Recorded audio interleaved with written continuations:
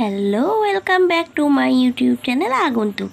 আমি পিঙ্কি রায় চলে এসেছি আজকে আবার নবম শ্রেণীর শিল্প বিপ্লব, উপনিবেশবাদ ও সাম্রাজ্যবাদের অধ্যায়ের প্রশ্ন উত্তর নিয়ে।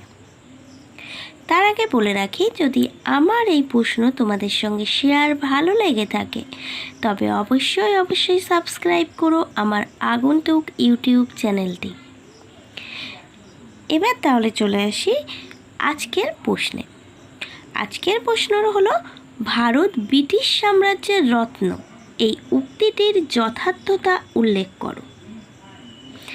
এই যে প্রশ্নটা তোমরা দেখতে পাচ্ছ, এর উত্তরটা তাহলে কি করে লিখব?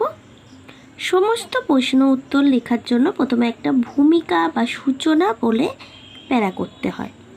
তো প্রথম প্যারাতে আমরা সেই ভূমিকা বা সূচনা নিয়ে লিখে নেব। তারপরে চলে আসব পয়েন্টসে। তারপরে পয়েন্টস হলো, ভারতকে ব্রিটিশ সাম্রাজ্যের রত্ন বলার কারণ কি? এটা হলো মেন পয়েন্ট।